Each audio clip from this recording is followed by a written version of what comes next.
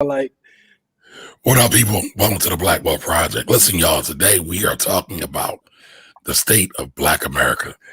Every year, the Urban League of America puts out a report about the state of Black America. And they talk about a lot of things, whether it be economics, employment, politics, health disparities. They're all issues. And this year, they have not failed us. This year, their report is titled State of the Black Union 2021, The New Normal, Diverse, Equitable, and Inclusion. So again, every year they have a theme, and this year's theme is the new normal after coming out of COVID. So as we get into this, we'll be talking about that more. We'll be doing a review of that report, and we'll be talking about it. But as we get into the show, you tell us about what you think about the state of Black America is. What's up, folks? How y'all doing? hey, man, what's goody, man? The dream team is in the building. Yes, sir. Yes, sir. How are you, sir? I can't complain. But Jimmy called me a loser today. Told me I make too many excuses, but Whoa. First off, you see, this is straight bully tactics, right? He likes to come on play victim. No one called you a loser, brother. I would never do that, man. You're a legend, man. All right. He insinuated I was a loser. No, I didn't. I was just telling you, don't make excuses. That's all. Excuses are tools of being confident. Built upon monuments of nothingness. I was saying, don't make excuses. That's all. Okay. All right. I appreciate that, Jimmy. Your encouragement, your motivation. That's all I was trying to do. You know, a little less brown. That's all. What's up? Oh, a little less brown. Brown. That's all. All right, Mammy Brown, son. What's up, Courtney? What's up? Why are you laughing? Y'all are being crazy. Our group chats are always hilarious, and then you bring the private group chat onto the show. Exactly. Listen, anytime I'm attacked, I feel as though it's public domain. No one ever attacked you.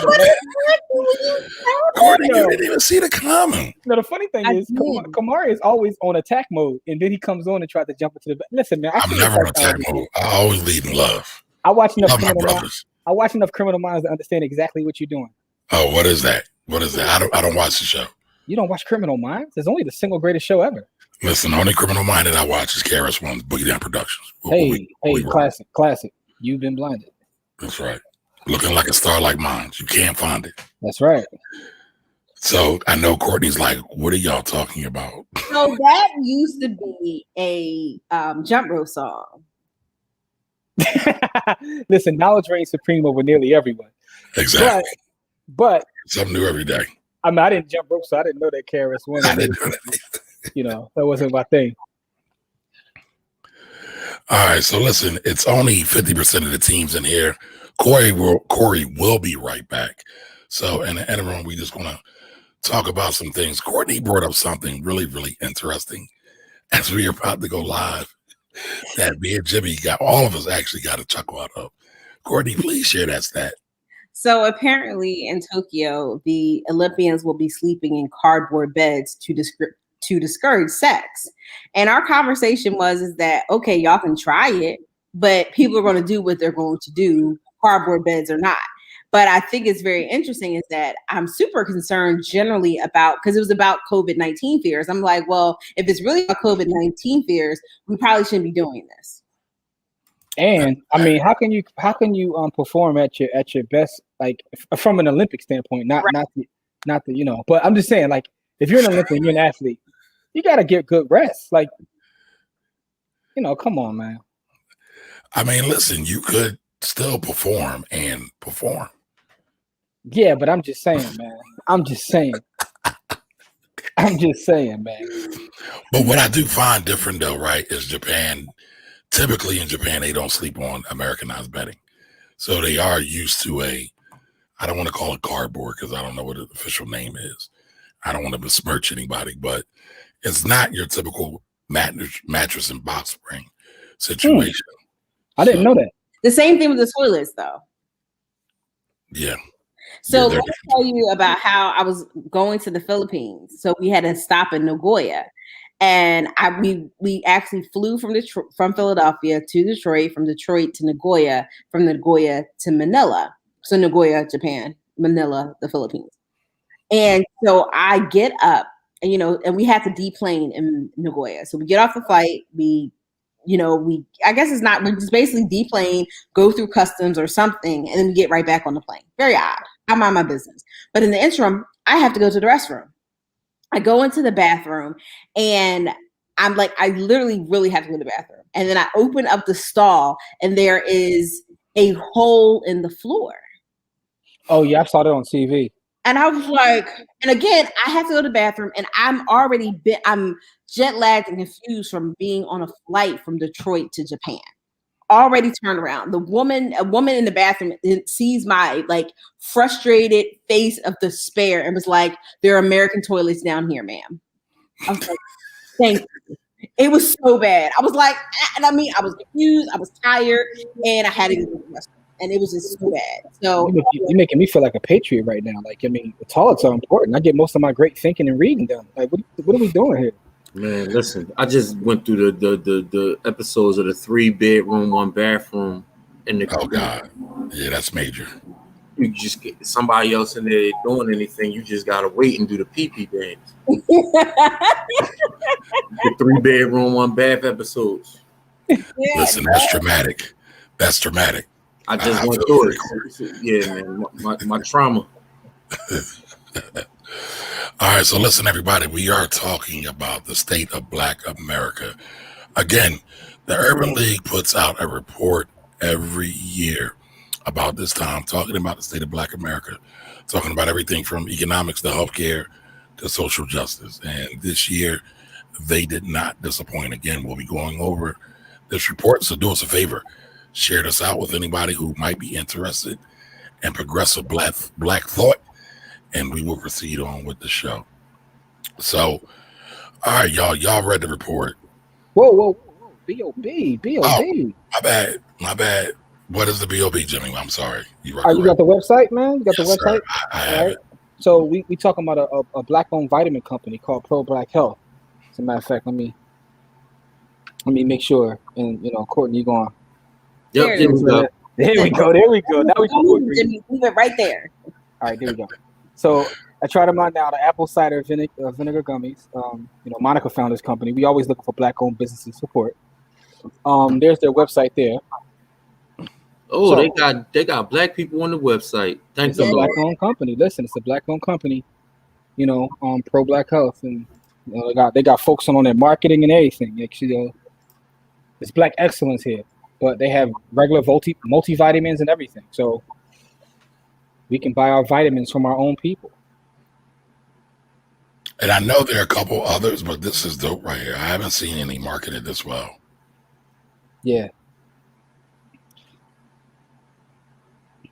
Yep, and I got the gummies, and they're excellent. So I want to make sure we highlight them because, again, we talk about the specific type of products we could buy from our people. So here's an example of something that a lot of us use. Mm-hmm. Why not buy from us? Right. Do they got like D3, vitamin D3 and vitamin C? Listen, they got all kinds of stuff on there. Just go to so the website is problkhealth.com. Okay. That's problkhealth.com. They got all kinds of stuff on there, good brother. I mean, this is dope. It was started by 2 black doctors. That's right. And 50% of all net profits will go to nonprofits that focus on eradicating health disparities in the black community. That's dope. That's what I'm talking about, man. So salute to them, salute to those doctors, salute to the whole organization. Definitely, this is where we're going to be supporting and buying our vitamins from. So the B.O.B. of the week is problkhealth.com and the Pro Black Health vitamins. So that's what it is. Well, thank you for that, Jimmy and Monica. That was absolutely. So how'd you guys find them? She has to take the credit for that. We're always looking for black-owned businesses, right? So we're looking for things that, so we try to buy as much as we can from black. So I don't even know exactly where she found them from, but once she showed me the site, I was like, let's go. So just real quick, I want to dovetail on this, right? You just said you're always on the lookout for black-owned businesses. So you're very, very intentional about spending the dollars that you and Monica generate in your household to recycle those dollars black to black businesses. Yes. Why? Absolutely. Because I know the importance of doing so, right? I know the importance of building up entities and black businesses that tend to employ our own people And I think that a lot of times in our community, we don't understand the importance of doing so, nor the importance of investing Black, right? So as much as I can help by putting and circulating those dollars within the community, I'm going to do so. And I always look for things that we're going to buy anyway, right? So if we're going to buy it anyway, why not spend it with your own people, right? Other cultures do this. And I know this to be a fact because when I worked in financial services with other cultures, they would literally tell me this. They would tell me this. And I learned a lot from them. So I work with, Vietnamese brothers. I've worked with Russian brothers in financial services. And what they would do is they would go out of their way to spend with their own people. And that always stuck with me. And specifically, I told a story probably right here before. A Vietnamese guy used to drive miles and like 30 miles to deposit a check into a Vietnamese bank. And he would pass all these Wells Fargos on the way. He would do this all the time. And his thing was, you can't just support when it's convenient. You got to support all the time because that's how you build your community and your culture. Wow. I mean, they're right. Can't be mad at that. Yeah. So that's always stuck with me. That moment in time has always stuck with me. So I think about that. And as you find things that we're going to buy these anyway. We're going to buy our vitamins anyway. So why not spend that money with our brothers and sisters? Absolutely. All right, so real quick before we dive into the topic, let's just jump in and say what's up to the folks. Adrian's in the building. Adrian! Hey, Adrian. Hey, Latoya. Hey, Latoya, what's up, sir? Don. Hey, what? Hey, Monica. Hey, Monica, I wanted to know, are you ever going to accept my invite to come on the show? We would love to have you. He's probably like, no. Yeah, no. Like, no. But, we'd love to have you either way.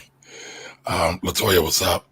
We said out of Latoya already. All right, hold on. Yeah, she said the meet and greet. Meet and greet. Can we talk about this meet and greet that people want based on your outing the other day? Yo, folks was coming for our next. They want to powwow. They want to connect. And I'm here for it. Everybody in the team's here for it. Oh, yeah. We just got to coordinate some dates and just make it happen. We can go back to the same spot because that is seafood mac and cheese. No, ma. But listen, that was about a Black-owned business, and it was a Black-owned business. Shout out to Bookers. We had a great time. We really did have a good time. Yeah. Got anything accomplished we were trying to get accomplished, but definitely. But listen, I think we did get what we needed to get accomplished, right? We need to see each other eyeball to eyeball, belly to belly, and put that FaceTime in. So, I know I am always, y'all can tell everybody picks on me, right? And so hold on. And so I wasn't complaining, but I was saying that we got to get to the business. But I was actually really happy that we all got together. That was really important to me. Because listen, you got to spend time with the folks you're looking to build great things with, and it takes time. Hold on, I just want y'all to know they always pick on me. That had nothing to do with his story. So what are you even throwing in there for? Why are you throwing it in there? More be rolling. So you must have forgot, right? So Don Johnson will make comments. They be like, Kamari is trying to run a real TV show, right? And I've been kind of dubbed the quote unquote professional one or stiff neck, right? to be more accurate, right? I mean, all right, let's keep it funky. So that's why I put it out there. Yo, don't be like that, Kamari, because you really be throwing live and grenades too, dog. You ain't out here just catching them and not living them. That part. I know the nothing. Most shady, Frankie baby. I know nothing. I hear nothing. I see nothing. Let's speak, Kamari, and I just let you have it. So don't do it. Don't do it. You just let me have it about what? What are we talking about? Last week you were on my top. I'm always on your top, Courtney. But see, I'm glad you said that. No. But y'all don't. Courtney be mad at me. Like if I sneeze, Courtney be mad at me. That's not even victim. true. It makes him a victim. I'm sorry. Shut up, Jimmy. Shut up. So Monica's in the comments talking about the bread pudding. Oh my God! Listen. Yeah, that was good. And I only got a little bit. Even the next day. Even I ain't gonna lie, that cornbread took a dirty death. It had a nasty death. Yo, shout out to Bookers, man, because everything was pretty much crazy, but that bread pudding was definitely legendary. Did I have a peach of yours? I think I had a peach. I didn't have any bread pudding, but I definitely had a peach. You did have a peach. You had the peach. The peach was delicious. All right, let's see what's up with the rest of the people because you know we'll talk about food. I know. We start going to food, but go ahead. You got it. Hey, Madeline, how you doing? Hey, Madeline, what's how going are you? on, Madeline? Andrea. Hey, Adrian. Cardboard to discourage sex. Folks be against walls. Want to be backseat stairwells. Hey, Adrian got all the tape. Here's the thing: these are athletes. Athletes are going. I mean, if anybody can be flexible and find a way, it's going to be an athlete. So But y'all not- do what you want. But not just athletes, right? These are athletes that are under high stress situations. So it's going down. Right. literally. I was trying to be politically correct, but Corey's right. It's going down. Literally. All right, what's up, Jose? Oh, thank you for that, Jose. I like it too. All right. So he says these adults, these sound like some HBCU freshman year shenanigans. And that didn't work. It didn't work there either. What up, Dwight? All right. Listen, y'all, Dwight, are you ready for next week? Next week we got Cass, and Dwight said he would come on. Okay. We'll see. Let's see if we can get the God to come on. Right for the bathroom. Yeah. Yep. That's right. That's right. And that's part of the reason why we do the BOB of the week, to make sure that everybody knows more about these other options. Willard, what's up, brother? Here, What did you do this week? Another historian. All right, Romaine, how are you? Oh, man. Hey, what's going on? All right. Yes, that was powerful, Jim. Thank you, Latoya. Appreciate you. I ordered from Pullback before. They have good deals. Okay, Yeah. cool. Okay. Nice. Monica says in 2021, I'm trying to be more deliberate about where I spend my dollars. We needed new vitamins, so I did my Googles. There are 3 or 4 companies I found. Y'all hear that right? Googles. I know that they directed at y'all, but somebody tell a friend. Right? Businesses ain't hard to find, y'all. Nah. There are 3 or 4 companies I found. This is the one. This is the first one we're trying. All right, cool. All right. I stopped buying books from Barnes & Nobles and hit Hakeem's and Uncle Bobby's spot online. Yo, real quick, did you guys see Hakeem's? I don't know if you're watching the NBA Finals, but they actually talked about Hakeem's on the NBA Finals. No. Yeah, they said that it's like part of the Athletic, I think, is highlighting black businesses, and they actually talked about Hakeem's in Philly. Yeah, it was pretty dope. Oh man, I missed We that. need to find that clip. Yeah, it was on the NBA Finals. If you can find that clip, I'd definitely be interested in that. Listen, anybody in the audience, if y'all seen that, please share it with one of us so we can share it with the rest of the community. I'm sorry, I missed this. I'm more of a behind the scenes kind of woman. All right, I feel you. Yes, the bread pudding, everything was amazing. Man, Yeah. Short ribs was. I must say. My lamb. I mean, Seafood Mac, though. Yeah, I had. All right, Dwight said he gonna be here. Okay, Dwight. Okay, let's go. Let's go. All right, so we know we need to get Jimmy some seafood mac, more bread. I mean, more. What was it? What would you have, Corey? The corn. I had the Cornbread. I had writing fish sliders. Them Jones was awful. No, see, I need the Queen Tracy. I gotta get like Queen Tracy. Queen Tracy get a little bit of like everything. The way she set hers up, I was like, she been here before. She did what know how to set it up. everything. Yeah, she know how to set it up. I was like, okay. Yeah, She did. She did her thing. The way she spread, the way she bought the spread was nice, man. That was nice. But we gotta have our thing there. Like, I mean, I know there's a lot of black owned establishments, but that was phenomenal. Yeah, I mean, there and we're gonna spread the love. We we're definitely. gonna spread it because next is relish because I bet. Yeah. really far to get there. Ah, okay, got you. Listen, I'm angling for Lou and Chew, so I need some chicken wings. Yo, relish is fire though. It is. Yeah. Relish is fire. South is fire. Shout out to the Bynum brothers. Yes. All right, so listen, as we jump into this, right, we're talking about the new normal. The new normal is the 2021. Oh my God, the 2021 Urban League report. They do this report every year. They've done it every year since 1976. And who started it in 1976? Our great ancestor, Vernon Jordan, who passed away early this year in March. Now, Vernon is one of my own personal mentors in my mind that I never got a chance to meet, but I was really, really inspired by his book, I forget the name of his memoir, but it was a great memoir. I read it a couple of times, and I was very, very inspired by it. I would definitely say it has definitely helped to guide me to doing some of the work I do today. So I'm always honored to look at some of his work and cover some of his work. Many people know him for all the being friends with Bill Clinton and the whole Monica Lewinsky situation, but he did a lot of work in the community, a whole lot of work in the community. Black lawyers matter. Black lawyers, absolutely. Absolutely. So again, here's the cover, right? So this is the new normal: diverse, equitable, and inclusive. All right. So there's just a couple of points in here. The three major themes of this year was the economic collapse, all related to COVID, right?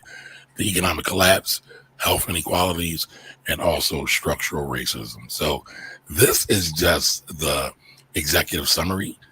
I forget how long the main report is, but this report is only about 24 pages.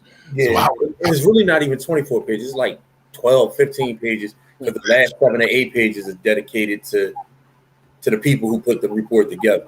That's facts. That's facts. All right, so these are just a couple of highlights we found interesting that just wanted to cover real quick. I hope everybody can see this in the viewer there. Let me blow it up one more time. Yeah, put it on 150. Yeah, there we go. All right. So one of the first things that jumps out at me is since its first appearance in 1976, right? So this is legacy here, y'all. Under the stewardship of the late Mr. Vernon E. Jordan Jr., the organization's 5th president, the state of Black America remains one of the most highly anticipated bookmarks and sources of thought leadership around racial equality in America across economics, employment, education, health, housing, criminal justice, and civil participation. Each edition contains penetrating commentary and insightful analysis from recognized authorities and leading figures in politics, the corporate and tech sector, the nonprofit arena, academia, and popular culture. All right. So they get a broad swath of everybody. Wait, somebody about to say something? Yeah, pushback. Go ahead. How many people know about the state of Black America? How many people in our audience generally and Black people in general actually know about this? Like, that's my pushback against this, because even though it's recognized by academics and people who read, like, how does it touch the general public? And then 2, how well recognized are the people that they have doing the articles, right? And like I consider myself a well-read person. I recognize like 2 out of 20 authors. Okay. So not saying that they lying, they just not telling the whole truth. Okay. All right. So Monica's heard about it, right?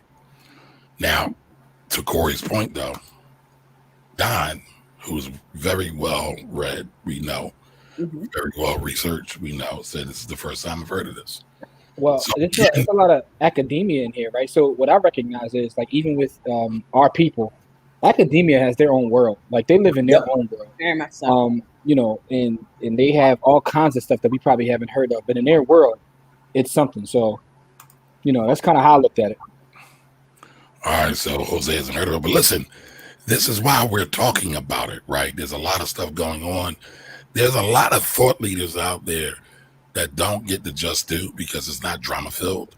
We ain't talking about nobody being a scammer, right? These are people who put hard work, and labor in academics and many other fields, and many of us they're not popular with.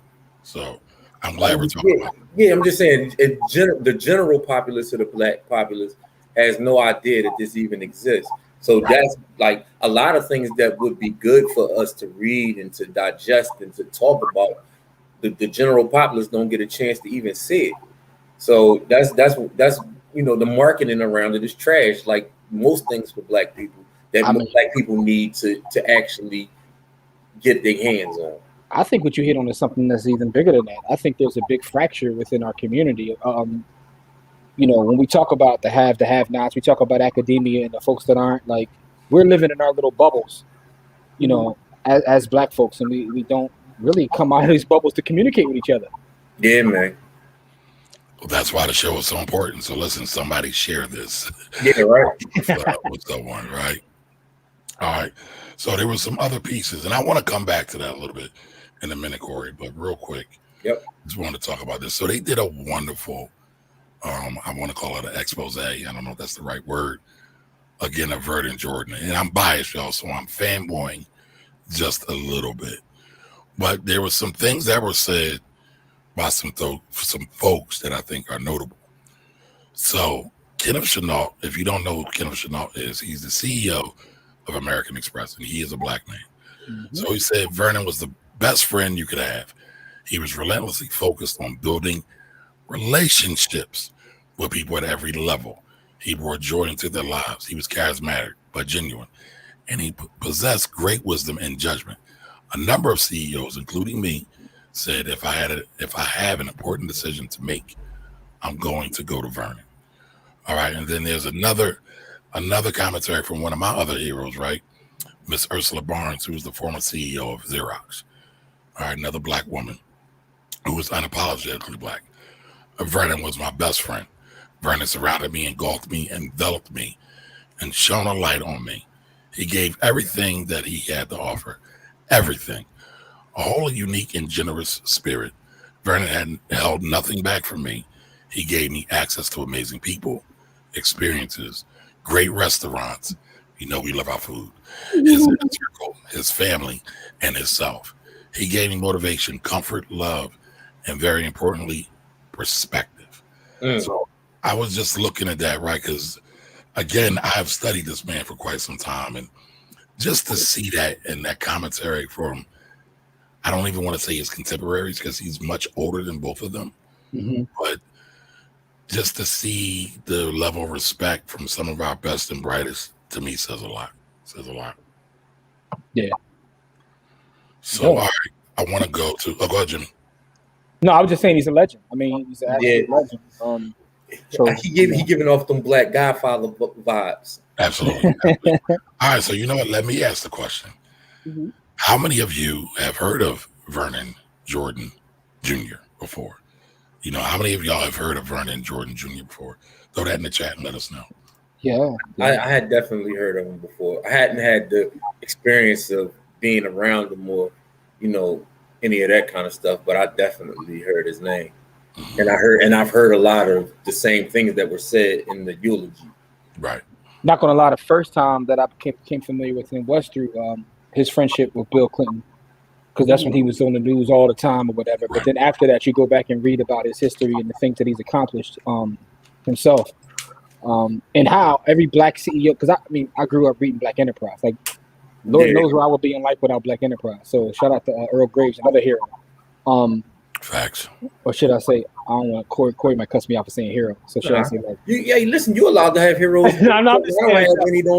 So should I say like Jegna? But anyway, now who's bringing the outside conversations inside? No, I just thought about it as I said it. But no, honestly though. So in reading Black Enterprise, every black CEO that they would talk to would actually mention Vernon Jordan. So you saw his impact, because it was almost like Corey said, almost like, Godfather, like a consultant to everybody.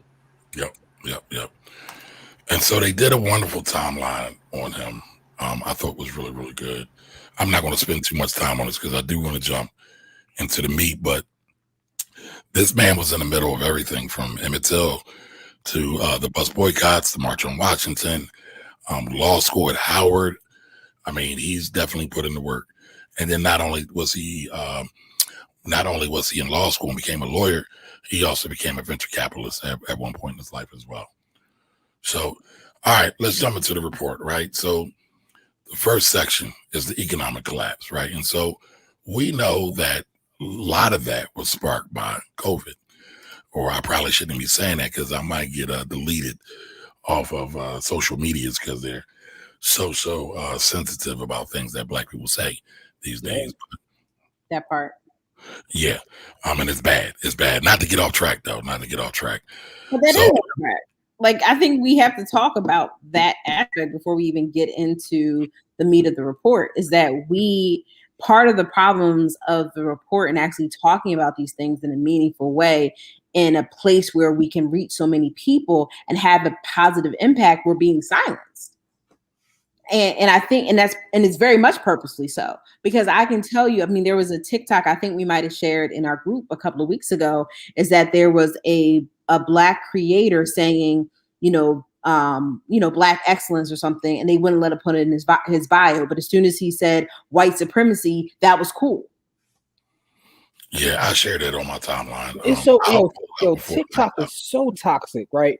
There's story after story after story with TikTok, but it's also so addictive as a platform. I really believe, first of all, that TikTok is just stealing our data. It's like, it's part of warfare. But it's just like with the story that Courtney just talked about, it's so many stories like that in terms of the Black creators being stolen from. It's crazy. But wait a minute. Well, that wasn't so much about being stolen from. That was being blocked. Well, blocked, Jimmy, no, but that's just one example. I'm just saying. But Jimmy and Corey, y'all have y'all own experience. Yeah. You remember the Black Wealth code, and they blocked y'all. So it ain't just TikTok. Yeah, this is true. This is true. We try to use a code. Yeah, we tried to get a code Black Wealth on our joint, and they told us we couldn't do it. Not only that, right? Because I mean, you got to sell this, right? Y'all had to go Styles P, right? They got Styles P to do a commercial for him. Yeah, he definitely did. Black Wealth. And they wouldn't let our commercial play because he said that at the end. Because basically we tried to give the coupon code for anyone to get our course as Black Wealth. And shout out to Styles P who did that for the love. That was amazing. But they took it down. They took it down from social media. They said you can't use the code Black Wealth. Right. And so Courtney is right. It does go into the overall state of Black America because we are still dealing with structural racism, which is talked about in the report. I'll come back to what I was going to say. It comes back to what Corey and Courtney kind of said, but we'll talk about it. All right. So this jumped out at me, right? So we're talking about banking. All right. Among the many fault lines in the American economy that were exposed and exacerbated by the pandemic is the plight of the unbanked and underbanked. Close to 17% of Black households, 14% of Hispanic families lacked basic financial services, compared with 3% of white households in 2017, the last year for which the FDIC statistics are available. These households are forced to rely on alternative systems like check cashing centers or payday loan businesses, which can cost 50 to 100% more per month than traditional bank accounts, up to $40,000 in fees over a lifetime. That's significant. I mean, now y'all might be like, well, $40,000 over a lifetime is not a lot, but just imagine what that can do to the wealth trajectory of any Black family that had an extra $40,000 over a lifetime. That could be tuition, that could be books, that could be study abroad. That could be a bill every month. Something gonna get cut off. That's what I was getting to. That can be anything, right? And the whole thing about this is that basically what that report just said is expensive as hell to be poor. That part, that's exactly what I was about to say. Yeah, Kamari out here showing his privilege, talking about 40,000 ain't that much over a lifetime. Man, that's not what I said. Yes, you did. I would like to misquote me. I need to everybody. The team loves to misquote me. What I said was to some people. You did say some people. You did. Okay. No, you did say some people, but I want to meet these people. Well, there's some people out there. Man, especially everybody that's renting jets. 40K is 40K. That's more jets to rent. What are you talking about? Hey, I agree. I would agree. I would totally agree. All I know is that, like, if there can be compounding wealth on the positive side, there's also compounding debt on the other side for all of the things that cost money when you're poor. And so compounding doesn't just work in one way, which is why the wealth gap is the way it is, because their wealth has been compounding over a number of years. And so the wealth gap can't just get filled with money. It has to be filled with things and then also have time to compound. So it has to be done over a number of years by a number of people over some time, because the thing that people don't talk about is time, right? the thing that the government can do to people that we can't do back is stall us out, right? Because the government is a system, is a system where people have a finite lifespan, governments don't. And so the crazy part is that's just we on like the first part of this, right? Yeah. As you read through and you get more into the data, we like 40K in the hole just on this one part. When you start adding in the other parts of this, the healthcare, the fintech, the everything, all of the stuff that they talk about in this joint. Now you see how expensive, like a toothache for a poor person could cost you a week's salary. And I think that's Corey just nailed like the gist of this entire report, right? It's very expensive to be poor. It's just more expensive, right? You know, I know we got like a bunch of credit gurus in our community all of a sudden, but the fact of the matter is, like, even us not understanding credit as a community, and I don't care what your credit guru tells you, statistics show you something else. That affects us. That affects how much we pay for things, right? We're paying more for insurance.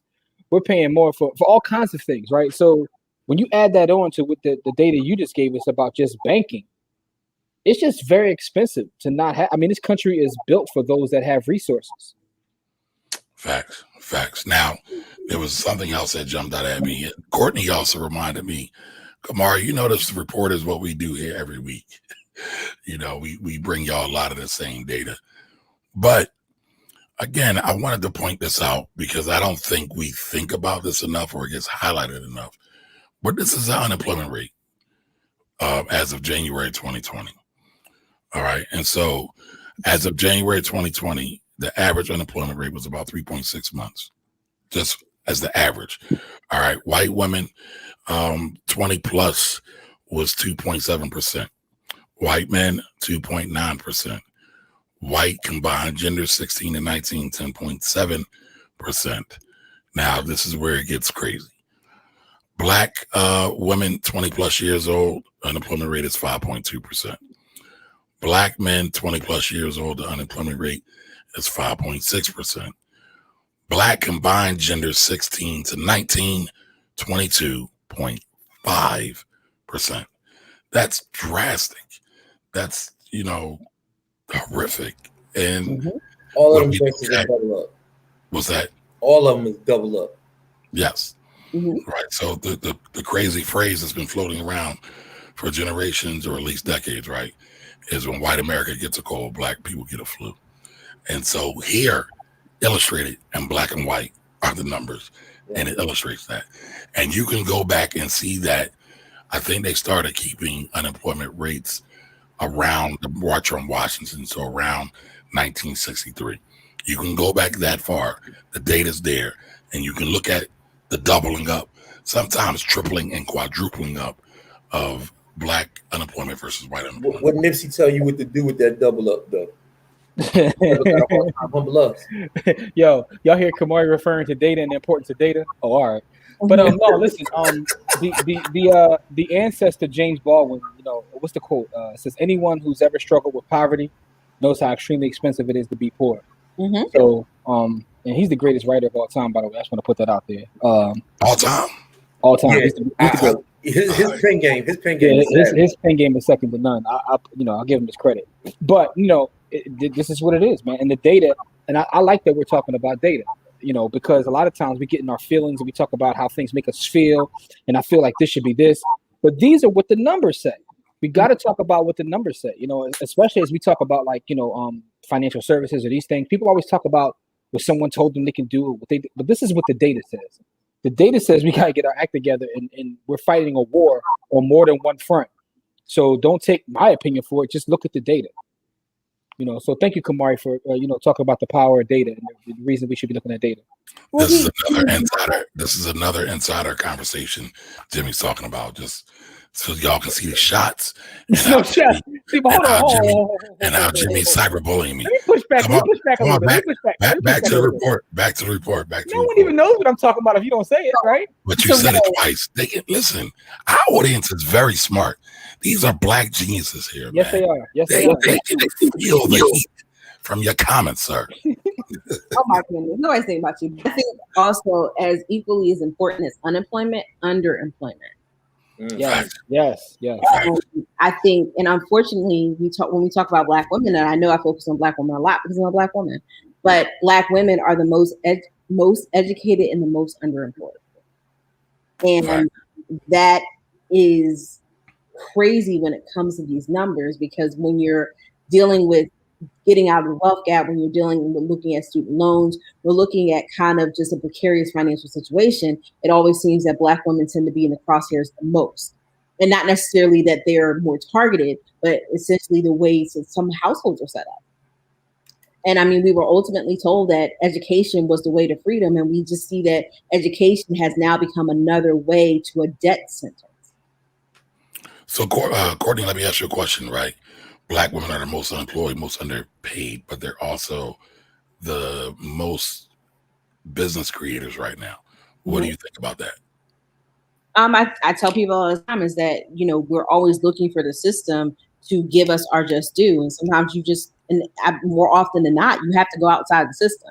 You have to leave the system that oppresses you and create and basically get rid of the middleman. I mean, that's when we looked at crypto. We removed the middleman. We removed that financial institution, and we're able to transact directly between peer to peer. The same thing is happening with businesses. We're transacting directly between peer to peer, or basically business to business, removing that employer who's basically taking too much of the cut. Gotcha. Corey, it looks like Corey had something to say. Yeah, I do. But because like the way that the businesses in this country work is that they work off the same system. Like they maximize profits on the back of their employees, right? They don't maximize their profits by skimming on product. They don't maximize their profits on doing anything else. They make their profits by making their employees pay, right? And then putting them in a position where they have to be there, right? That's how our system was set up. And so Black women getting caught in the crosshairs of that is definitely a thing, right? So because doing the same job, getting paid less, and having more of a debt service is something crazy. So that they got the biggest debt service because they got the biggest education, and then they get paid 3/4 of what everybody else get paid. So when Courtney was talking about that, that just made a lot of sense to me. That's all. So yeah, I'm glad you brought that up, Corey, because I was looking for the pay gap for Black women, and I believe it's 56 cents. No, it's 68. It's 68. The equal pay day for Black women, I think, is August 6th or 8th.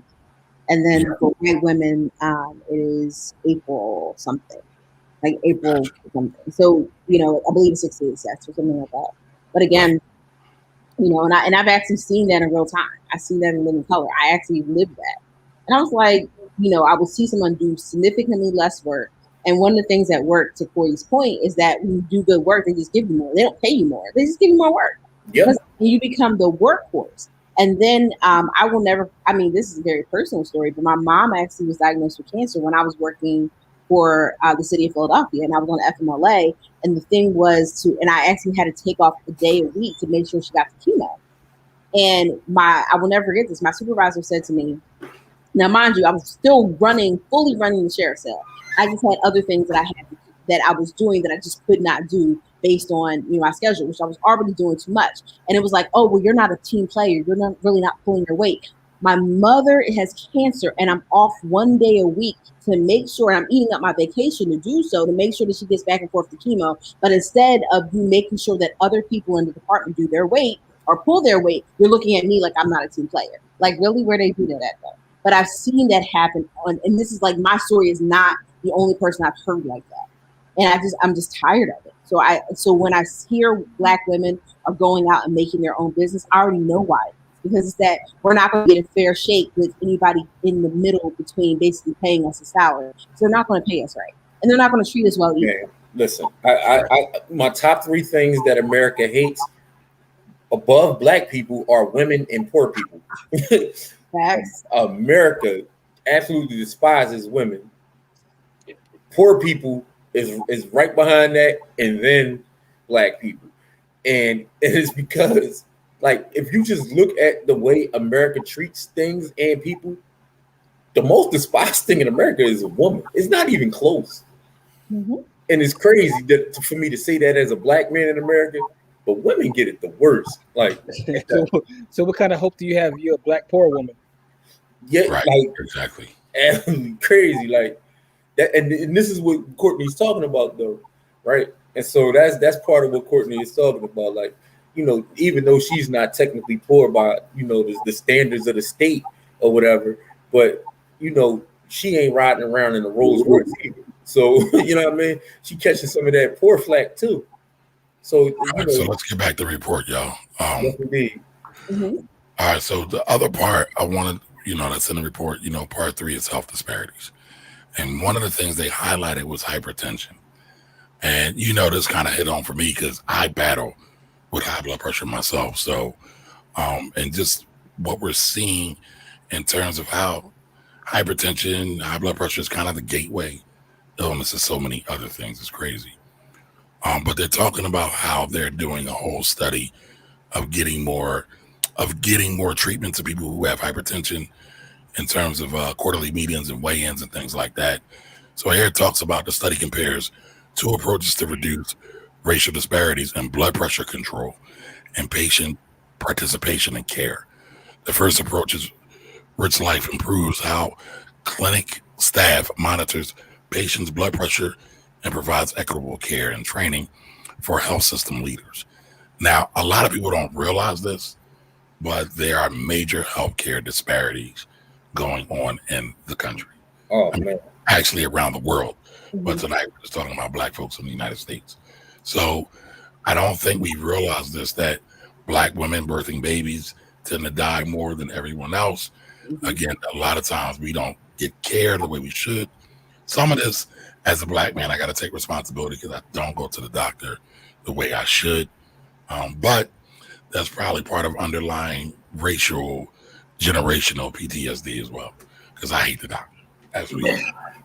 Yo, so when my wife's been, you know, has had 3 children, and I've been in the hospital the whole time. Anytime my wife is in the hospital, I'm in the hospital, right? And because I don't want them giving her anything that like my wife has lots of allergies and stuff like that, and my wife has a degree in the sciences, and so she knows how she wants her healthcare to look. And the doctors be trying to ignore it, and I won't let them ignore it. Like what they'll do is they'll try to come in the middle of the night and do some things that she's already told them not to do. And I've seen that happen with my own eyes. And I'm like, yo, what are you doing? Like literally tell me what you're doing, because she has given you directives not to do X, Y, and Z. And they were like, well, I was about to do X, Y, and Z because that's what the doctor told me. If the doctor told you to do it and she told you not to do it, they got to get permission from her to do it. Why are you doing it while she sleeps? You know what I mean? Like, so it was absolute chaos all 3 times. And this was with multiple different hospitals in the city. So I'm not going to name one because it wasn't just one. Right. And so we end up hiring a midwife to help us with all 3 births because the health system was trash. And that really helped along the way, but they was really, you know, they was trying to give her medicine. They was trying to get epidural. My wife don't want no medicine while she's pregnant. You know what I mean? Like none. And they kept trying to give her painkillers and all kinds of stuff that she specifically asked not to, for them to give her, and they were still trying to do it. Right. So that's my specific story with, you know, women in healthcare, especially around childbirth. And so I don't allow when my wife's every day my wife's in the hospital, I'm there. Mm-hmm. Like if she's home, cool. But if she has an appointment or if she has to stay over when my children are being born, I don't come home. I'll hire a babysitter to stay with my kids so I can stay with her in the hospital because I don't trust them because of what I've seen. Mm-hmm. Look at that, y'all. And y'all see how the trash black men get. Corey up here defending his woman in the hospital all the time. I don't play that game. So y'all see the media depiction of black folks is a lot, because Corey's not the only one, right? There's a lot of brothers who do that, Absolutely, a lot of brothers who do that. And there's a lot of things that people don't know, and they feel like, and they get gaslighted when they do say something. When you're in the hospital with your loved one, and I'm like, what are you doing? I don't understand what you're doing. And then they kind of brush you off like, well, you're not a professional. What would you know? And I'm like, well, what you're not going to do is try to pretend like I don't know what you're talking about. You're going to explain to me in real people terms what you're doing. And I was about to drop an F-bomb. So you're going to in real people terms what you're doing, because this is not how we're going to go about it. But there's even an article about Serena Williams a couple of years ago. And it was maybe it was when she had her daughter, but she actually had a blood clot in her leg. And she was telling them, I have a blood clot in my leg. And they're like, And it's like, she is one of the best athletes in the world. And she's telling you, she's one person, as being an athlete, you have to know your body. So she's telling you, I know what I have going on. I need you to treat me. And they were going back and forth with her. And that happens all of the time. We are ignored on a regular basis. Brother Malcolm even said that. We haven't, the needle hasn't moved. Facts. Well, listen, y'all, if you are just now joining, you are watching the Black Wealth Project. Every week we do our weekly town hall meeting and we discuss a major topic that's involving the Black community. So if you're like us and you want to talk about things at a deeper meaning and a deeper way, invite them on over to the Black Wealth Project. We're here again every Sunday, 7 p.m. Tonight's topic, we are talking about the Urban League's annual report, the State of Black America, their 2001 State of Black America. And this year's theme is the new normal. Okay, the new normal. And so we have one more section to go through on this. Well, can we do some of the audience, because they're doing building. Oh, it's building. All right, yep. We can always take time for our folks. All right, so real quick, y'all, have y'all heard of Vernon Jordan? And two, have y'all heard of this report before? Because I know some of y'all haven't heard of the report before. I know I asked the question earlier if you all have heard of Vernon Jordan before. So chime in the chat and let us know. All right. So Monica says, my overall feeling is that there will be no new normal. I want to believe it will be, but I think we will gradually slide back to the same shit, different year. A lot of inequities were exposed. Facts. Yeah. I'm of the same mind as you, Monica. And I'm not confident that we'll get around to addressing them. Man, listen. Hey, peace, rest in peace. All right, Latoya says, what you've read shines a light on the importance of mentorship. Yep. For sure. Yep, absolutely. Hey, you heard of the report? All right, so you heard it, okay. Yep, he was. Yep.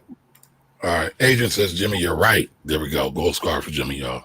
It's easy to be judgmental. You see the slander? Oh, go ahead. I'm sorry. Go ahead. That was not shade. That was shade. That was shady. Okay. That was shady. Yeah. Now listen, I tell y'all every week about how Jimmy and Corey always tag team. Pause. So hold on. Tag team back in tag team. Hold on. All right, hold on. Let me get to this comment. Hold on. Let me get to the comment. Go ahead. We can't see Jimmy's face, so I want you to. All right, so Jimmy, you're right. It's easy to be judgmental when you've lived a life a little differently. I was so offended when my sister called me privileged, but when she put it in context to some of the students she tutored, I kind of understood. We do have some class differences, and those that have are trying to hold on to what they have while ignoring those who don't. That's true. Yeah. A lot of us, even us on this panel, we have probably all experienced some kind of privilege, right? It might not be your typical privilege of growing up with a silver spoon, but Corey talks about his grandmother and his grandmother's influence in the community. That's a level of privilege. Oh, right? It was for sure a privilege because I got to do stuff that other people couldn't do. Right. Courtney talks about the beauty of her parents and how they encouraged and nurtured her to be inquisitive and smart. Jimmy always talks about Ivy Leaf, right? And the rest of the team. Tracy went to Tracy go to Yes, she did. Tracy went to Ivy Leaf as well. Malik went to engineering and science.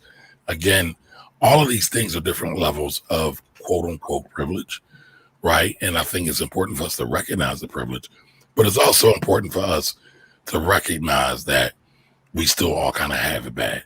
As Johnny Cochran said, we still all driving black at the end of the day. Yeah, and Usher said the same thing. You got it bad. Yeah. Yeah, pretty much. Well, Kanye said it too. If you're in a Benz, you're still in a coupe. Yeah, you Kanye told us to. Yeah. That's vintage Kanye. That's classic Kanye. Yeah. He definitely told us. All right, Latoya says love that the black creators are striking on TikTok. I saw that. I thought that was dope. They're giving TikTok hell right now. They really are. As they should. All right, what kind of code? I mean, Well, but the code was Black Wealth. The Black And Wealth. it was a code to get a discount for a service that we were providing, and they wouldn't let us put it on there. But I've seen that all these platforms are culturally inept. Just say it lightly. All right, so isn't there a new black-owned platform that's rolling out now? I need to find a name. Yeah, I saw something like that. I think I even signed up for it, but I have to go back and look. Yes, it is a lot. Absolutely. I've been wondering why cash checking joints were still in business. Now I know. Yeah, that's because they raping everybody. But not even that though. The banking system for the poor is very unforgiving. Yes. So that's actually why they're able, because a lot of people would probably want to have a checking account. Like people are just like, oh, they just don't want to have. No, I mean, a lot of people get caught up in check systems. It's very hard. It's actually worse to get off of check systems than it is to get a collection account off of your credit report. But from my understanding, I don't think it actually falls off. But you have to actually deal with the issue that caused you to be on check systems. And so I had to deal with check systems because I had a business account and my partner did something flaky and it caused an issue. And guess what? I had to go pay the tab because there was no way I was going to get off the system and I couldn't open up a bank account anywhere else. But that's the whole thing. So what happens is, because I mean, I worked in banking, so you would have somebody overdraw the account, which happens. But then this is back in the day when they used to add it every single day that you were overdrawn. They would pile on. It's like, come on now, y'all. If they didn't have whatever caused the overdraft, you think they're going to have $27 a day until they pay it? Like, really? Like, that just doesn't, and then that money doesn't go towards anything. It's just to pay off the bank. Like, really? Like, astronomical stuff. But again, that's why these things still exist, because, you know, the banking system is very hard to navigate. It's easy to get caught up. And it's honestly, like, some people just feel better in having cash in hand. There's so many different things, and they're all related to poverty. But people are, a lot of businesses are poverty pimps. Facts. Yeah. What up, JT? Congratulations on the 20,000. Thanks for joining us tonight. What's good, JT? All right, Crystal says cryptocurrency or open up brokerage account to circumvent being unbanked is an option. Stack But themselves. you have to have a level of sophistication to even get there. Like a lot of you just, and I'm not saying that's a bad thing. I completely agree. The brokerage accounts don't work on the same system, so that's the first thing. Second thing is that crypto, operates completely out of the system. But you have to. But a lot of the crypto joints actually require you have a bank account set up and hooked up to it. So it's a really bad cycle. Yeah, man. It's like, you can get your money out of crypto without having to use a bank, but you have to be extremely sophisticated to be able to do so. Correct. Or know the right people. Facts. Or know the right people. At by the hood. I'm sorry, but all right, so the wife says that part, Corey. Compound interest works both ways. Outstanding comments. Yep. Do I get a gold star, Kamar? Well, you just said it was slanderous, so I'm afraid to say it now. I was just asking. I thought about it. I was just messing with you, dog. Y'all be so sensitive sometimes. Y'all be so sensitive. All right, so Tony says, if I understood compound interest at an early age, I would have been a millionaire. Much easier just by investing $500 per month, starting at age 14. I think it's probably pretty rare. I want to give a shout out to Kevin Matthews over at Building Bread. He put up a post today saying that I think his 2-year-old or 3-year-old will be a millionaire by the time they're 65 just by investing $75 a month. Right. That's so compound interest is the shit. Same thing with my stepson. He worked with me last year and he got $500 in his Roth IRA. He's going to have another $500 in his Roth IRA this year. I mean, we're just going to keep doing it.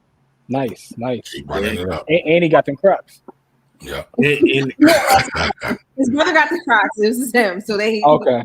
They're all right. So Latoya says unemployment for Black youth has been about 14% in Philadelphia. And then they wonder why crime is off the charts. Not the only reason, but a contributor for sure.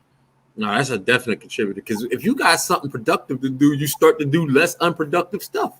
That's just facts. All right, Crystal says, according to Dr. Claude Anderson, the data that is reported on the unemployment reports for Native Black people are incorrect. The numbers are higher. The data only includes those looking for work. Yes. So it's not incorrect. What they do is they don't include those who are not looking for work, as you just said. But that's pretty known. But that's when you're talking about underemployment too, right? So that's what I was about to say. Yeah. Courtney brought up underemployment earlier. That to me is the bigger factor, because a lot of times we get trapped in these jobs that pay us super low wages and we can't get a way out. Man, you add those things in, and now the games they playing with the certain jobs that are the gig economy, right? They start playing play little and to Kamari's point, I know he's about to say something about data, right? So data can be manipulated, right? Somebody said that. I wasn't going to say it. Oh no, because I acknowledge that. I acknowledge that data is important, but data can be manipulated. So you always have to look at the source of your data. But what I was thinking about is if you start adding those numbers up, underemployed, the actual unemployed, if we add in the people that aren't looking for work, I'm afraid of what that number would look like. Yeah, the gig economy, like that number might have a 2 or a 3 in front of it. Well, no, I think Dr. Claude said it might be about 50% at one point. Listen, if we add all those things in, and you talk about our incarcerated brothers and sisters. Right. That number could get dumb. It's a problem. All right, Don says, once we started believing education was the way to freedom, they raised the prices. Man, there's a part about in this actual report about education. I know we may not be able to have a chance to go deep into it, but there was one statistic. I'll read out of there once we go to the comments. All right, well, Jimmy, put that in the private chat for me so I can go directly to it. We do have one more section to go to, though. Hi, Vivi. How are you? Data can be important, but it's also created the data. It can be subjective. It can be used for you or against you. Yep. That's true. It's true. Who just said that? Yeah. That's all I'm saying, that it was in the comments. Oh, okay. Gotcha. Who said it in the comments? No, she's saying when I was saying it, she said somebody actually put it in the comments. That's what comment she's referring to. Okay, I got it. So Tony says, I would argue it's Black women with the wrong degrees are underpaid. So hold on, let me read. Courtney got all the rightest degrees, yo. No, but hold on. And wait, hold on, y'all. Hold on. Let's read the comment. Read the whole comment. All right, and having financial challenges. The ones in the right fields of study and the right professions are moving, shaking, and getting highly paid. So hold on, Courtney, let me just say this. So Tony, there's a flaw in your premise, brother. Here's the thing. When you look at the disparity between Black women and white women, regardless of their degrees, right? So a white woman could have a degree in basket weaving and a Black woman could have a degree in basket weaving, and the white woman will still be dramatically paid more. Go ahead, Courtney. It's just it's an overgeneralization where it doesn't matter what degree, what profession you're in, we are consistently going to be underpaid. That's already very clear, and the equal pay day for Black women is in. So let's clarify what equal pay day. So equal pay day is what a woman, regardless, and they have kind of different places, would have to make to match what a man would make, a white man would make as of December 31st of the previous year. So in December 31st, 2020, say a white man made $100,000. It would take a black woman that same to make that same amount of money until August of the next year. So August of this year to match that man's salary. And so again, I think I can appreciate what he's saying, but here's the thing: is that education is only part of the link. We need mentorship. We need conversations. We need a lot more than just education. Education is just only part of it. And we're lacking there, because even in education, if you look at academia, and we talked about this earlier, academia is very white and very male. And I mean, even we can look at the situation that happened, at UNC versus Howard, last week? Yeah. I mean, Nicole Hannah Jones. Correct. That tells you already. And the 1619 project, I probably will. I have to say that at least of this century, I think it's probably the best of the century, honestly, in terms of the body of the work and the level of history placed into it. So Go ahead. there's a lot of stuff that went on with that too. I'm sorry. Mm-hmm. Go ahead, Corey. No, I was just saying there was another black woman that was working on it, and they had some disputes about where she got a lot of her facts and her research from, because this other black woman was saying, well, she stole a lot of my information and put it in her report. But that's neither here nor there. Yeah, I saw that. Yeah, I did see that too. I mean, there's some interesting things, but I guess my bigger point is that across the board, is that you can look at every single place. So it was August 3rd of this year. I thought I was off by a couple of days, 5 days. So working, but it just frustrates me that I've seen, and I'm not really trying to come for you, Tony, but I've seen that commentary a lot, and it's disempowering and it's not correct. And I've seen it a lot. It's it's akin to the pick yourself up by your bootstraps commentary. So I just want to leave it at that. Well, we're not coming for Tony. It's a conversation, right? It's a family conversation. And, sometimes we go about octave or two. That's what black families do. But I'll say this, though. That commentary is also echoed across the whole entire black experience. Because they say the same thing about black folks. If you would just go to the right school, get the right job, get the right degree. And a lot of times I feel like that's a defense mechanism to ignore the structural inequalities, whether it be for race, whether it be for gender, or gender and race. So, it's a rough thing. It's a rough thing. All right. So agent says, if I had a business that could replace my current salary and then some, I would be out of corporate America permanently. Getting what I know is a promotion and being told it's a lateral move, which means no salary increase is bogus. Fact. Bogus. Facts. Yeah, don't give me no more responsibility without no more money. Facts. All right, so Tony asked the question. This is based off private sector, not the public. It's based off of both. Yeah. From what I understand, Tony. All right, disagree. Don't matter the degree. Oh, so Don said it. Disagree. Yep. No matter the degree, their pay isn't equal to that of a white male. That's what the data shows. Pretty much. Real quick, is it data or is it data? Data. Both. Yeah, it depends on, depends on whatever you want to say, man. Data, baloney. I used to Fraggle Rocket. No, I'll put it out. It all depends upon what you want to be, good brother. All right, so Adrian says we need to get out of social services and other health professions. IT is where it's at. That's not true. Yeah. It's somewhat true. It's true. We need to stop doing that as the very vast majority of what we're doing, but we don't need to get out of those things. Not out of them, but we need to stop ducking that math smoke. Yeah, that's what a lot of this comes from, right? Yeah, that's true. Hey, listen, I told y'all I ducked math my whole college career. How I ended up with the degree I had.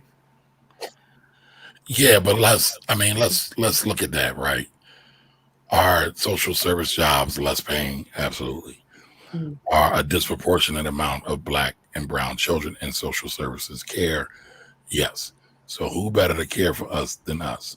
And it's underfunded though. Correct. Oh, I get that. And so what I was going to say is, I think if you do choose to go in those fields, that's very admirable. But you got to be about your money as well. So you got to figure out other ways to either invest more, have a side hustle, do other things to make sure you can increase your income. Because just getting a job doesn't necessarily mean that you're going to get great income. But you can get more income doing it. As a person with a social services degree, it's probably the only person on this panel with a social services degree. Probably. Yeah. I think you are. Yeah. So Kamari, what's your degree in, Kamari? Finance. Okay. Yeah. So I am the only person here with a social services degree. And so the thing about it is that I realized how crappy the pay was, and then I started my own business and then did the exact same thing and got paid way more. Mm-hmm. Right. So it's not that I can't do what I love, it's that I had to change the way, because when I work for schools and when I work for entities or when I work for people, they hire my company, they don't hire me. Mm-hmm. And so just by doing that, I get paid more because they're not hitting me in the head for taxes. They're not hitting me in the head for, all of the stuff that, the federal government and all that. I get to pay I get my check before somebody else touch my check. I don't get hit in the head for city services. I don't get hit for any of that until tax time.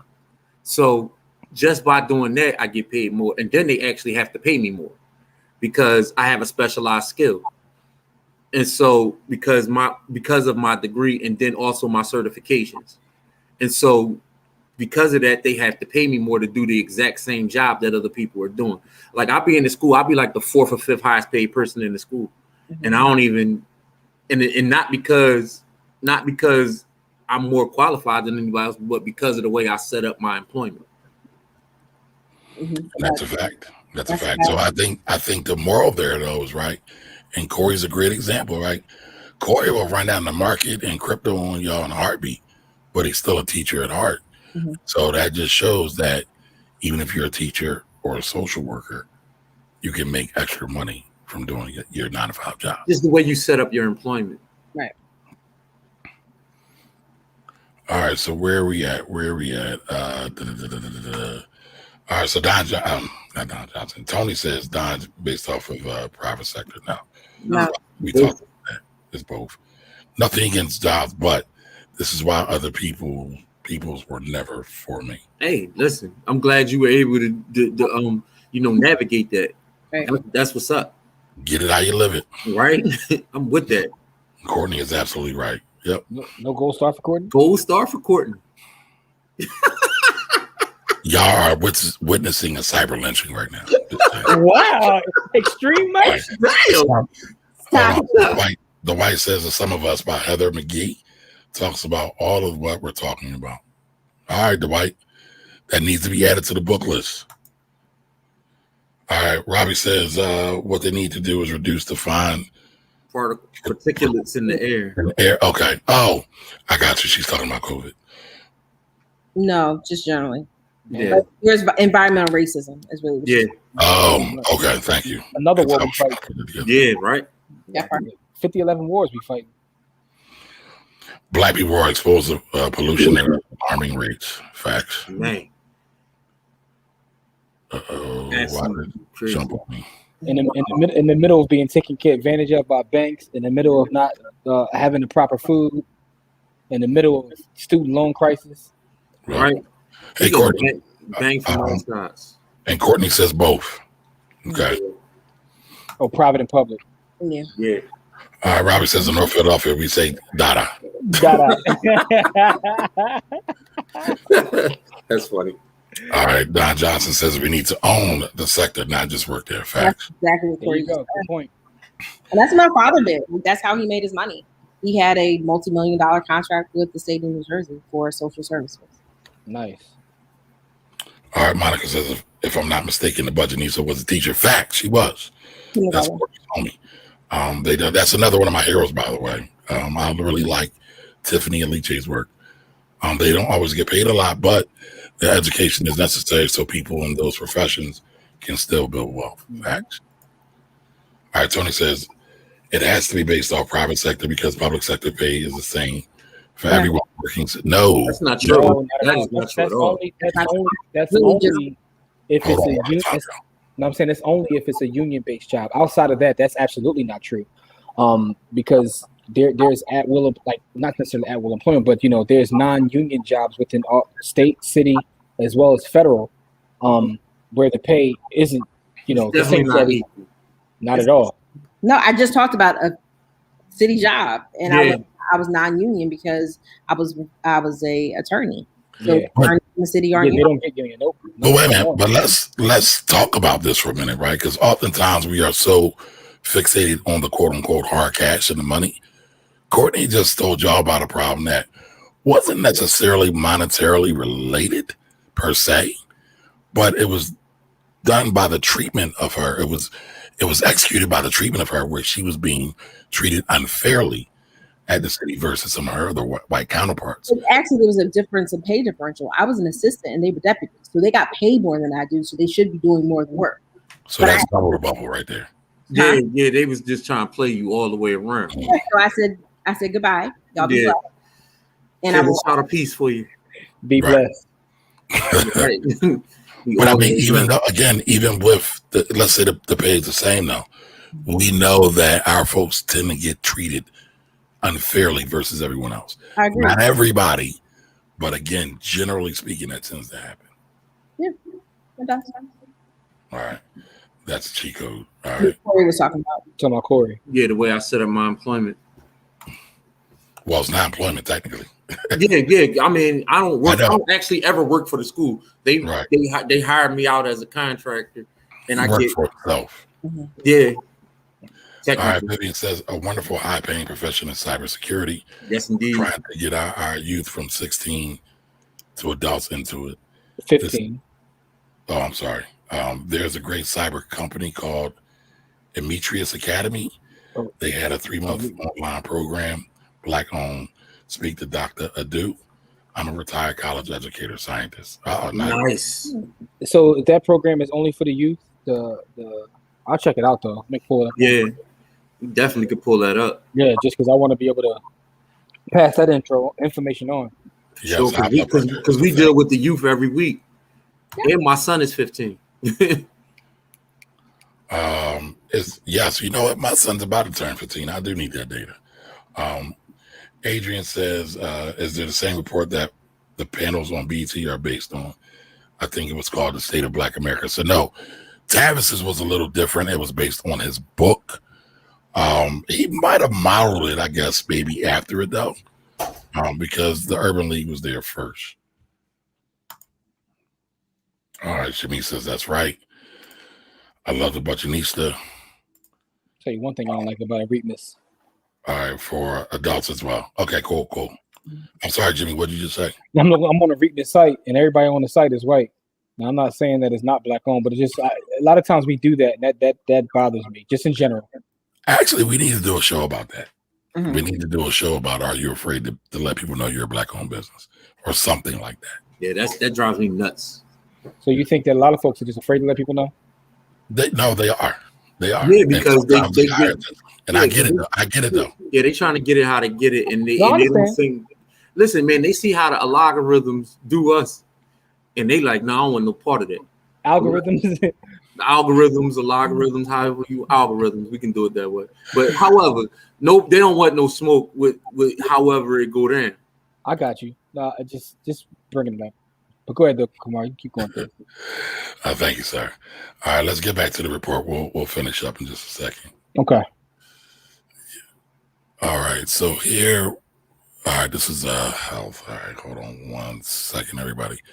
But again, I asked it. So has everybody heard of Vernon Jordan? I saw a couple of comments in the chat, but I didn't see everybody. All right. So again, this piece I thought was interesting. A new normal for responding to police calls. I thought this was very interesting. So it says, we all know this, over policing on black communities does not uncover more crimes. All right. There's been this theory, this bullshit theory that there's more crimes per capita performed in black communities than there are non-black communities. But what many people forget to realize or mention is that black communities are also policed at a much more higher rate than other communities. So here it talks about black communities are more likely to be stopped while driving, 6.5 times more. Mm-hmm. All right, 20 times more likely to be searched, more than whites. All right, 4 times more likely to be searched once stopped. Okay, searches of black individuals yield arrests half as often as whites. That last point tells you a lot. So, but then it goes in and it talks about this point here. It says when officers were in a procedurally fair department, procedurally meaning that they follow the rules and they do everything according to code, they were more likely to trust and feel obligated to obey their superiors, less likely to psychologically and emotionally distressed, and less likely to be cynical. Am I saying it's wrong? Cynical. All right. Cynical and mistrustful about the world in general. A lot of police officers are very cynical. Mm-hmm. And the communities they police in particular. More importantly, these effects were associated with greater endorsement of democratic forms of policing, increased organizational efficiency, and officer well-being. So basically it's saying is when you don't have a crooked ass police force, you tend to have better policing as it relates to black communities.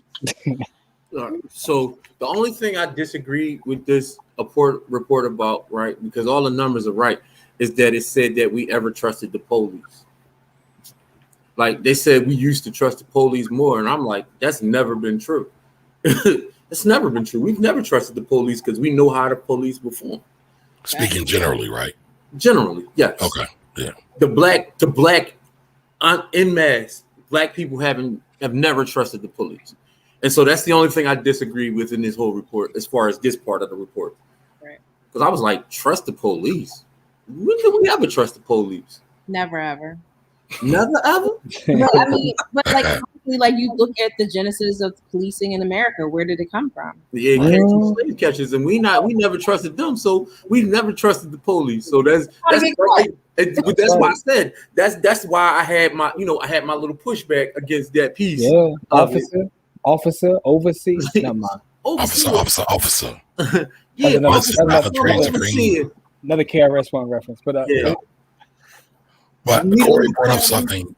Again, Corey brought up something earlier I want to touch on real quick, because he talked about some of the people conducting the study and doing the writing of this, right? And they're not known, they're not household names a lot of times.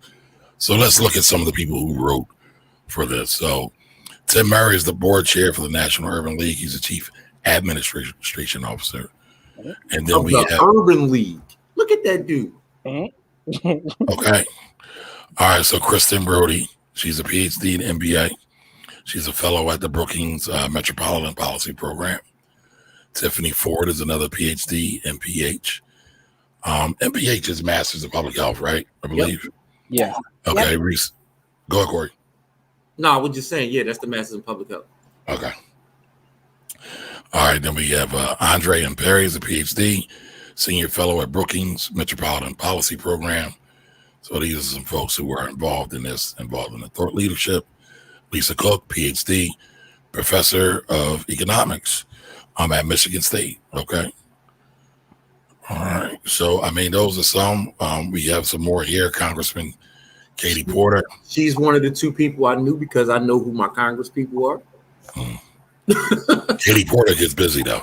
No, I'm not saying anything disparaging about her. I didn't say. I'm just saying, out of all of the people in the report, she's one of the two people I knew who they were before I read the report. Gotcha.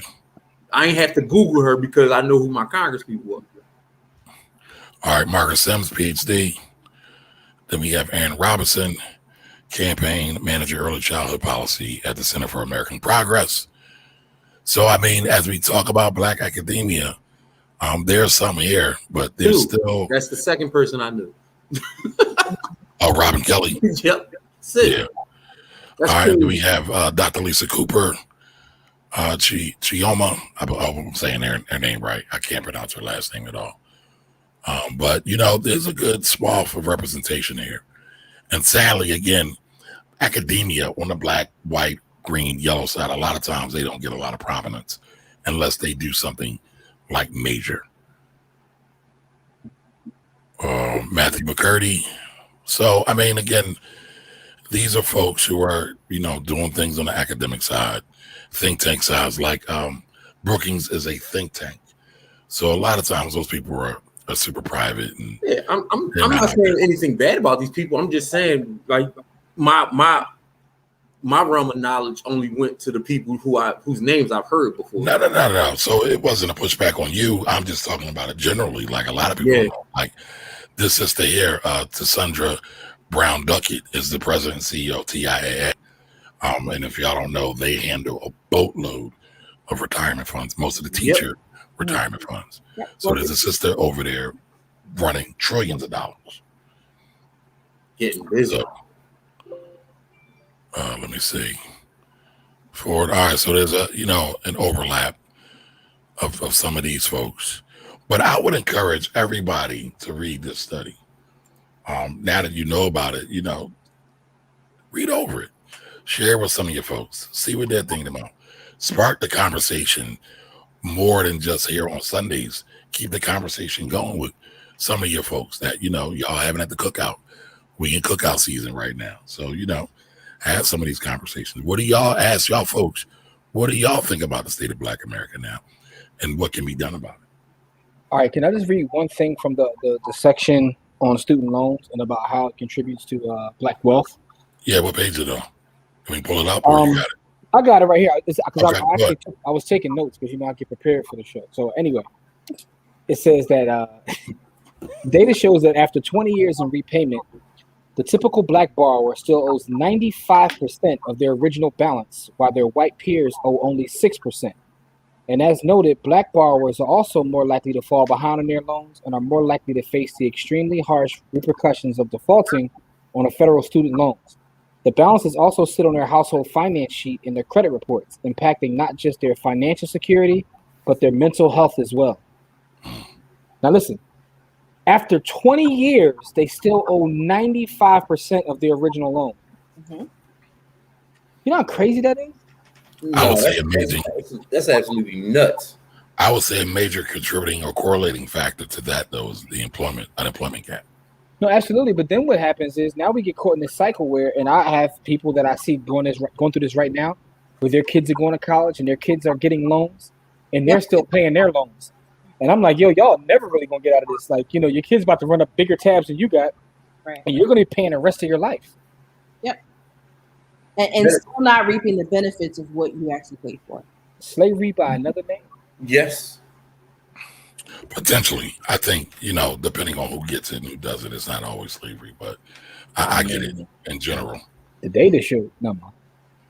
Okay, that's cool. I'm just joking with you, brother.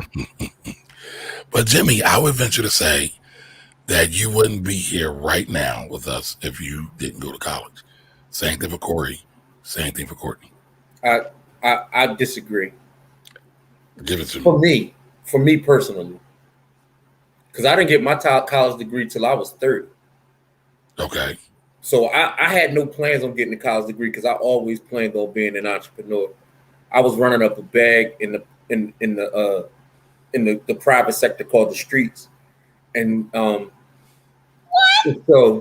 I always had plans on being an entrepreneur, and so I only went back to get my degree, when I decided to be a normal human being and do things that normal people do.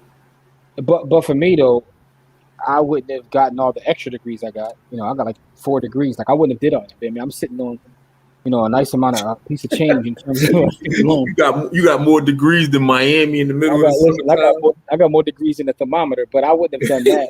And also I would have been more strategic because, that's the one thing I didn't do. I was like, oh, let's go get another degree. Give me a loan. Let's go.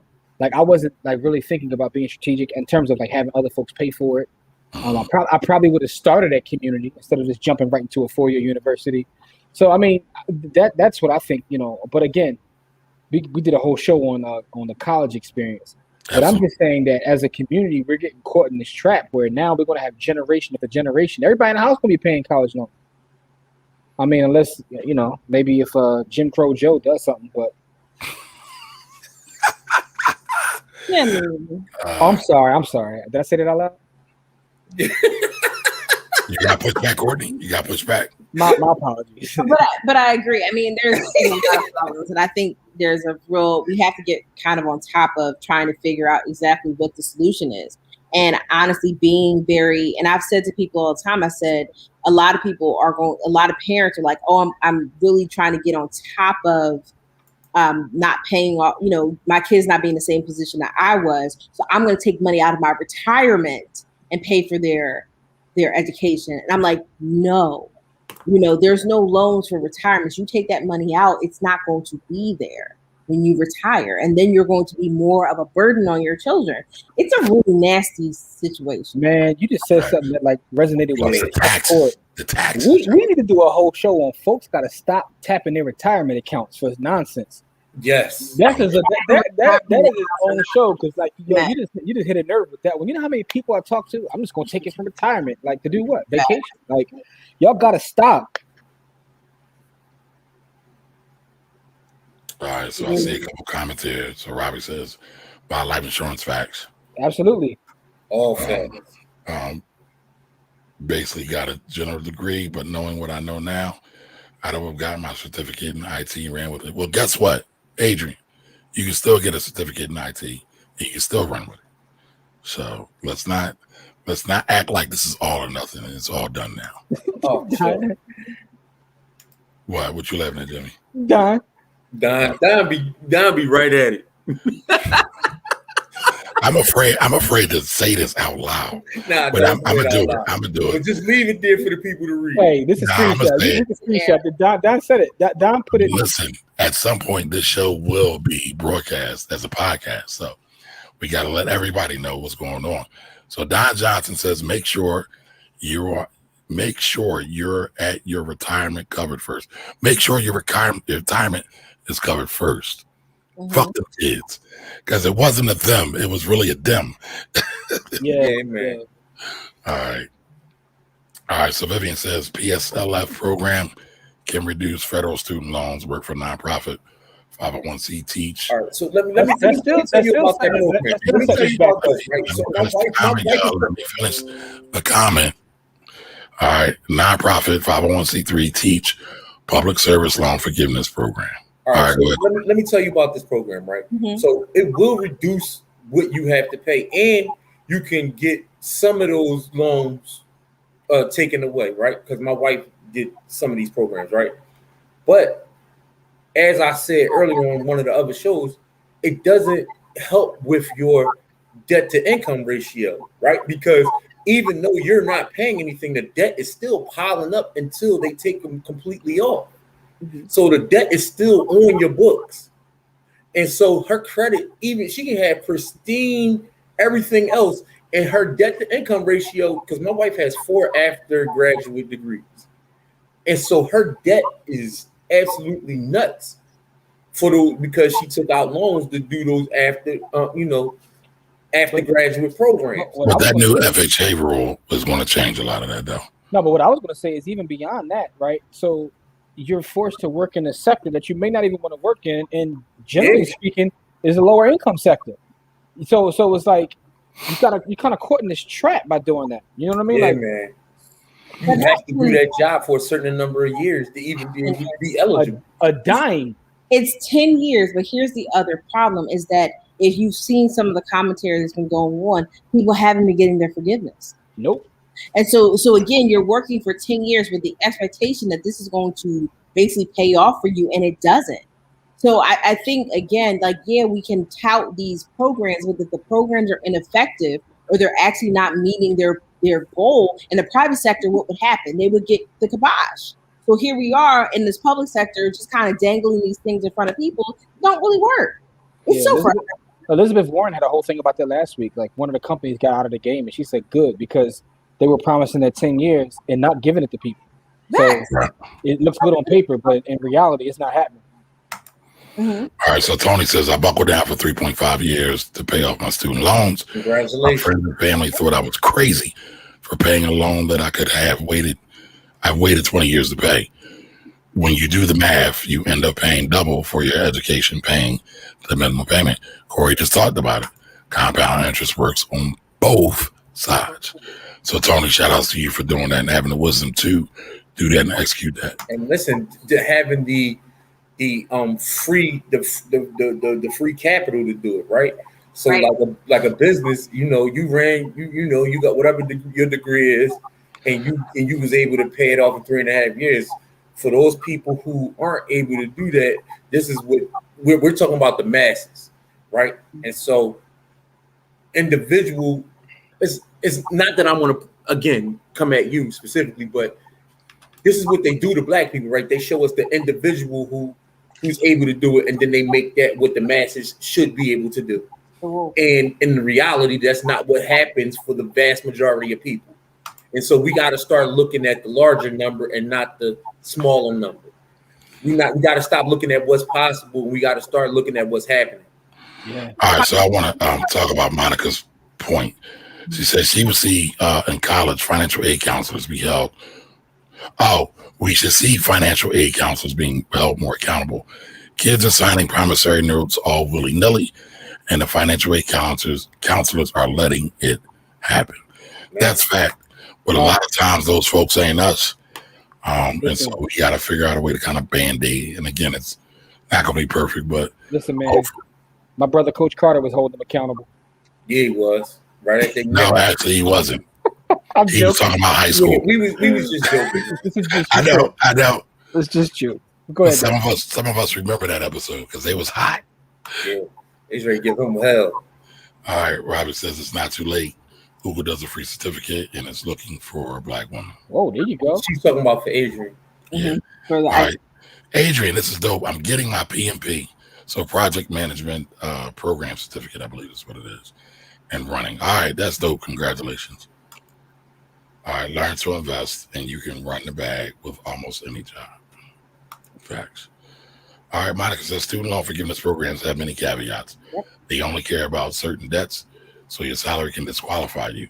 Mhm. And if your income increases over the 10-year period, you can be screwed too. Ooh, geez. Yep. All right. Agent said there was a notification that came across my phone this morning from Yahoo Finance stating that almost nobody is paying student loans. Yeah, because it was frozen. I read that article. Yeah, I didn't see that one. I need to go back and check that one out. But listen, y'all, what do y'all think? What do y'all think about the state of Black America?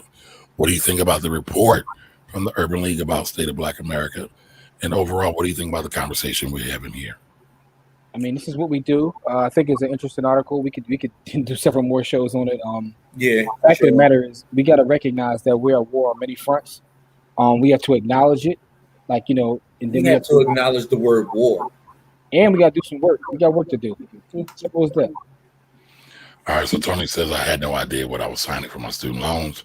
Sheesh. I treated my residual checks like a windfall, but I was all debt and not clearly explained to me. There's probably a lot of folks like that. I have no idea what they're signing. They're like, look, I'm trying to get the class. What you want me to sign?